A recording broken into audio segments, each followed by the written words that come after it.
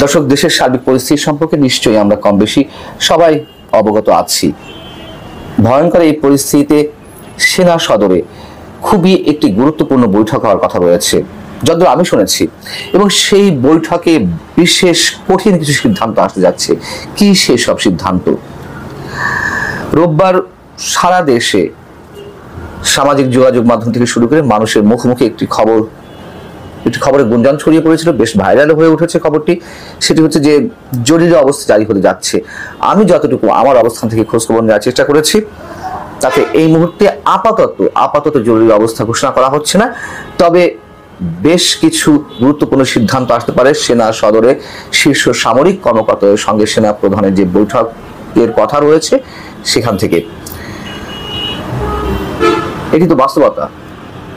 যারা এদেশকে জঙ্গি রাষ্ট্র কায়েম করতে চায়,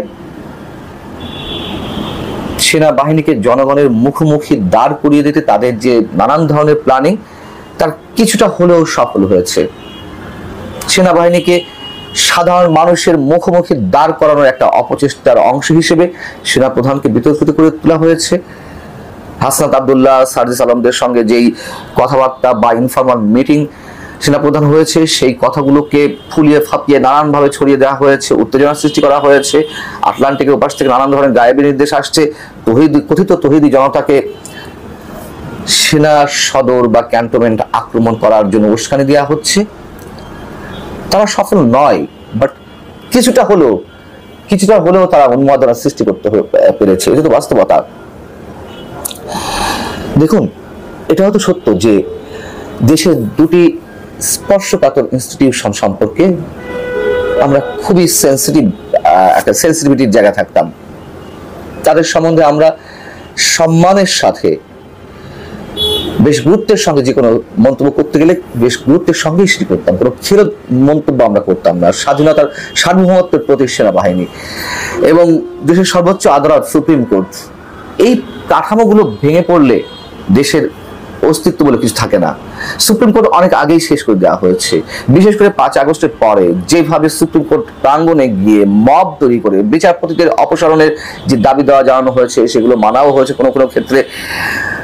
যে কেউ অন্যায় করুক না কেন, সে যে ধরনের অন্যায় করুক না কেন, গুম, হত্যা, খুন, অনিয়ম, দুর্নীতি, সেটি সেনা সদর সামরিক শীর্ষ সামরিক কর্মকর্তা হন বা কিংবা বিচারপতিদের কেউ হন, অবশ্যই সবাইকে আইনের আওতায় আসতে হবে।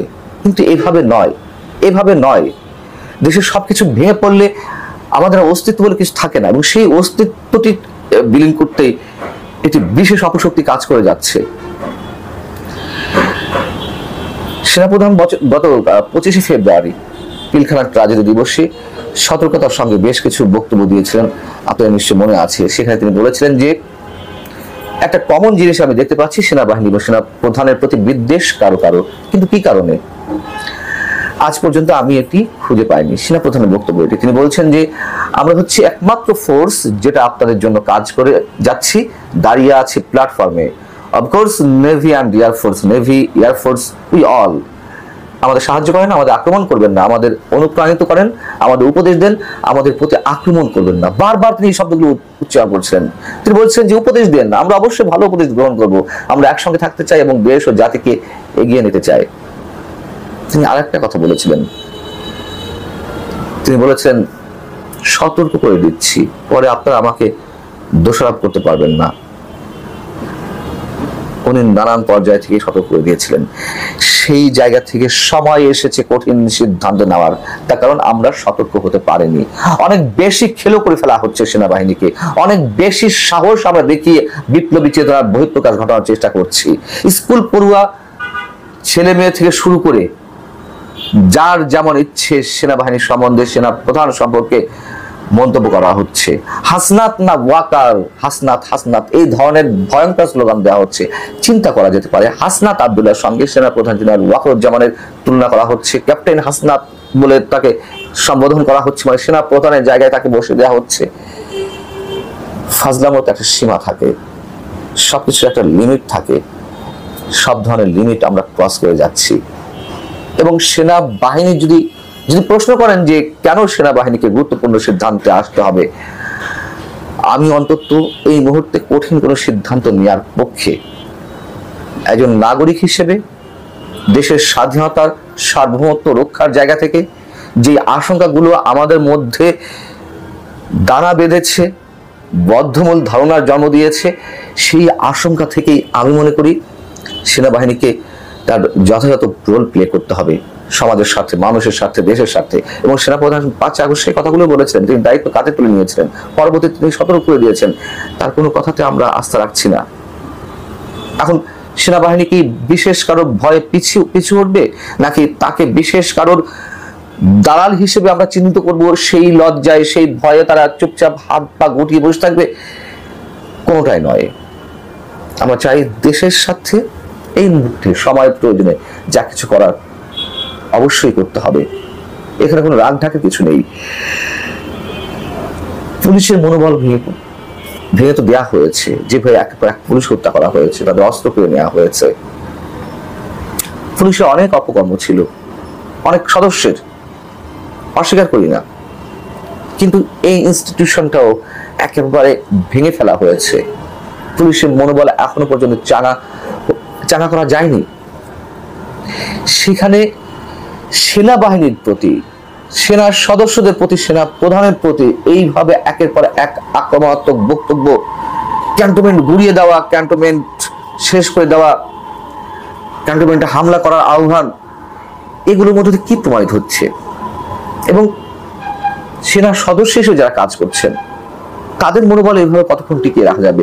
এবং পুলিশের মনোবল ভেঙে পড়াতে সারা দেশের আইন শৃঙ্খলা পরিস্থিতি কোন জায়গায় পৌঁছেছে সে তো দৃশ্যমান। সেখানে সেনাবাহিনীর মনোবল যদি ভেঙে পড়ে, আমাদের সার্বভৌমত্ব কোথায় গিয়ে দাঁড়াবে আমরা চিন্তা করতে পারছি।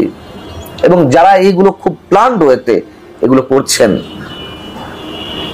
তারা তো বুঝে শুনে করছেন, তাই না? পরিকল্পনা তো এমনি এমনি নেওয়া হয়নি।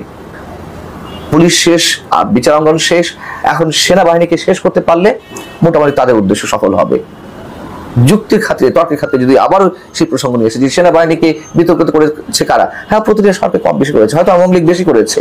তার জন্য তো এটি নয় যে আমাকে সেনাপ্রধানের প্রতিদ্বন্দ্বী বানিয়ে দিতে হবে, আমি কোথাকার কে। তার মানে তো এটি নয় ক্যান্টনমেন্ট গুড়িয়ে দিতে হবে, প্রকাশ্যে এসব কথাবার্তা বলা হচ্ছে। আমরা জানি না যে কি ধরনের সিদ্ধান্ত সেনা সদরের যে গুরুত্বপূর্ণ বৈঠকটি হওয়ার কথা রয়েছে সেখান থেকে কি আসতে যাচ্ছে। তো যেটাই আসুক, আমার মনে হয় অবশ্যই অবশ্যই আবারও বলি, সময়ের প্রয়োজনে কঠিন সিদ্ধান্তের প্রয়োজন রয়েছে সেনাবাহিনীর। আল্লাহ হাফেজ, ভালো থাকুন সবাই।